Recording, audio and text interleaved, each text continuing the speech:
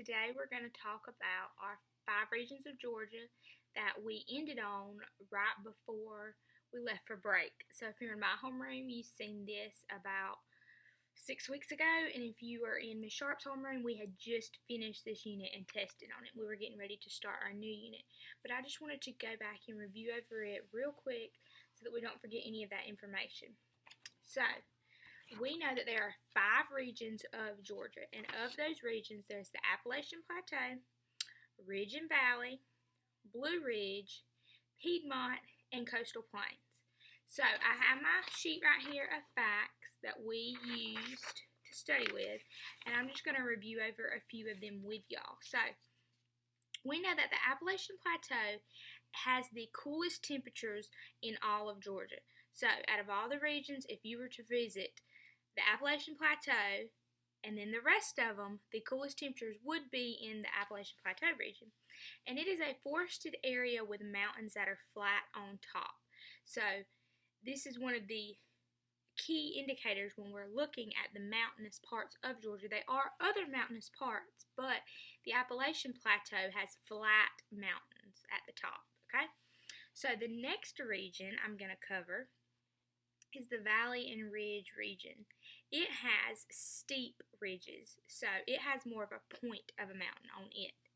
And then they also have fertile valleys for farming. And I know this was a test question that we went over because they are mountainous parts, but then there are also valleys in between each one of those.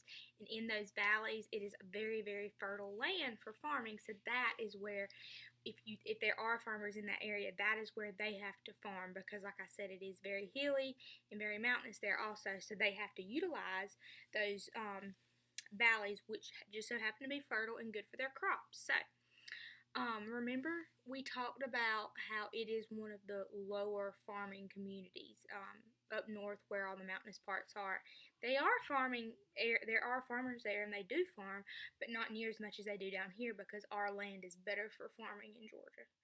Alright, so moving on, there's the Blue Ridge Mountains. A lot of y'all had visited these Blue Ridge Mountains when we talked about this during our unit, which was good.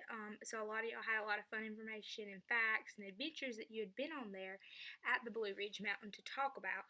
One of the animals that we really focused on at this region was black bears. Now, we did say that there could be black bears in other regions just because they are close to each other, but the Blue Ridge Mountains is where most of the black bears in Georgia will be found. So that's a very good part to remember. And like I said, it is also a cooler temperature location of Georgia also, but it is not the coolest. We have to remember the Appalachian Plateau is the coolest part of Georgia. So moving on, now we're to the Piedmont region. In the Piedmont region we focused on for a few days because it is a large region. It's not the largest, but it is a large. So it is located between the mountain region and the coastal plain region. So it's about midway for Georgia. It has many rivers and lakes, waterfalls, white-tailed deer, and raccoons. So when we talked about this in class, we remember that these animals are not the only animals of that region. There are your common cats and dogs and everything else there, but raccoons and white-tailed deer are very popular there. They do have a good bit of forest area, but like we said, it is being taken away in deforestation because of the many people that live there to build homes. So that is another part of the Piedmont region. And this was a test question I remember. The largest population, which would be the most people living in a certain area for Georgia, is the Piedmont region because the capital of Georgia, which is located in the Piedmont region, is Atlanta, Georgia. And even though this is not as large of a region as Coastal Plains, we know that Coastal Plains is the largest region of all the regions in Georgia, but even though it's not the largest, it is still the region that holds the most amount of people. So when you're looking at the regions, I have a picture right here. When you're looking at the regions, even though Coastal Plains is larger than Piedmont, Piedmont still holds more because coastal plains, a lot of our area is used for farming. People don't live there. There's large, vast acres of farming held in the coastal regions, in the coastal plain region, excuse me. So, now since we jumped at that, let's go ahead and talk about the coastal plains region. It is located in the southernmost part of Georgia. It is great for farming. There are flat plains here, which goes back to why there's so many farming families and farmers here. And it has hot summers. We know that because we all live here in this region. It has hot summers and mild winters. So what do you think mild winters might mean? Mild winters would be where it's not freezing cold, but we still do have a cold winter. It's not as bad and as harsh of a winter as you would get up north near the Appalachian Plateau or the Ridge and Valley or the Blue Ridge Mountains, but we still do have cool temperatures. So that's our mild winters of the coastal plains. And then there are live oak trees and longleaf pine trees growing here. When we talked about this in class, I remember showing y'all a picture of pine trees and then showing y'all a picture of oak trees, and so many of y'all knew what a pine tree was, and y'all knew that pine cones came from pine trees because a lot of y'all had picked up pine cones before, which is great. And a lot of you are aware of this because this is in your region, coastal plains. So when I showed y'all a lot of the plants and animals of this region, you caught on quickly because this is our home region right here where we're from. So, and then for the animals, squirrels and gopher tortoises live here.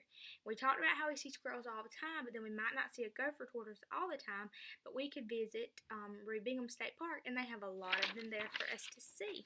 So, now we're going to talk about what I like to call the sub-regions of Georgia. We learned about these. They are not a region in themselves, but they are located inside of a region. So, first is the Okefenokee Swamp. So, this is where there are fresh water, there are herons, frogs, and alligators that live there, and there is also water lilies, also known as lily pads, and pitcher plants that grow here. So, we talked about the pitcher plant and how they eat other insects and things to be able to survive and adapt to be able to live. And then we talked about the frogs and alligators, and we learned that the Okefenokee Swamp is full of alligators. There are so many alligators there. The most ones that you would see in Georgia, you would see in Okefenokee Swamp. Now, can you go to a local pond or state park and see an alligator? Of course, they're everywhere in Georgia, but they're mainly a vast population, a large population of them are located in the Okefenokee Swamp. Thousands of them are located there. And then the second subregion and the last one is the Atlantic Ocean and the coast. This is also located in our coastal plain region, and it is a saltwater ocean, sandy beaches along the coast, and sea turtles and right whales live here. So, we talked about the different beaches and things that there were in Georgia. We talked about Tybee Island and Sea Island and St. Simon's Island, and how there were many, many different islands that were located in Georgia. And then we talked about the animals that live there. We know the sea turtles, and we talked about how the baby sea turtles, when they're hatched, they are on their own to get back to the ocean. And then we talked about the right whales and how they are easy to catch because we don't want to catch them now, but when the whale catchers many, many years ago done that they always stated that they were easy to catch because they always come to the coast. Do you remember why they come to the coast? They come to the coast to have their babies. So whenever it was time for them to give birth to their babies, they would come up to the coast near the shore and have their babies. And as soon as they done that, the fishermen would catch the whale. So, and then to end out this review, I want to hit adaptations again. So, we know that adaptations are what help plants and animals survive. So, animals and plants have certain features of them that give them a reason to survive and live. So let's use an animal with webbed feet for an example. The webbed feet is an adaptation for that animal to help him swim. Do you think that a turtle could catch food underwater if he couldn't swim with webbed feet? He could not. What about a pelican? He has a large beak to be able to scoop up fish when he's flying over or standing in water to be able to eat and survive. Could he survive without having that beak? He has to have that in order to survive. And then we have bears that hibernate in the winter. That is an adaptation they have. Frogs have sticky tongues to catch their food. Their sticky tongues is an adaptation to be able to catch food. And some plants that live in water have really long stems to be able to get the nutrients that they need down in the dirt past the water. So, that's a few of the adaptations that we covered. I just wanted to cover this region with you one more time because I know we all had already learned it and we had already tested and assessed over it, so you won't see this again until 4th grade. So they'll probably hit a standard or mention it while in their other science standards. So I just wanted to review it with you real quickly. In Google Classroom for Tuesday, which is today, you will see that there is an assignment. It is a writing assignment for all students that are participating in the online distant learning.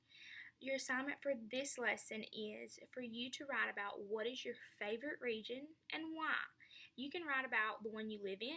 That could be your favorite, or you could write about one that you visited to. That's your favorite.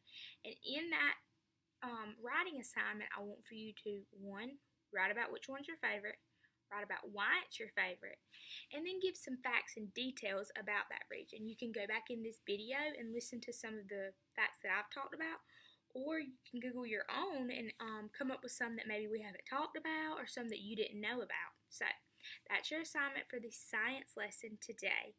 I miss you all. I hope you're doing great, and remember to continue looking on YouTube for our assignments.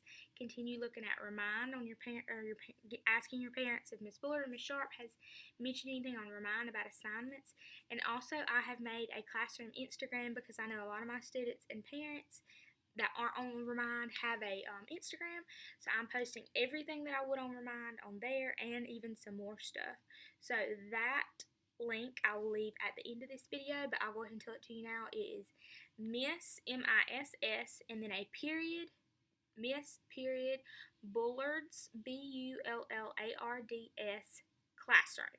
So, Miss.Bullards Classroom is our Instagram handle, and if you will click on that and ask to follow the account, I will accept you, and you can see everything that's on there. I have also uploaded a parent-friendly lesson plan that they're going to be able to read and direct you on what to do each day. There's only 2 things each day to do, a math and a science, and it's only going to be about 8 to 10 math problems, and then usually something small like this, which is like a writing prompt. So be sure to look out for those. Those will be on the Instagram, and I will post them on Remind. So again, guys, I miss you. I love you. I hope you're doing good. I hope you're staying safe and washing your hands. If you have any questions, feel free to reach out to me. I'm here to help in any way that I can. Bye, guys.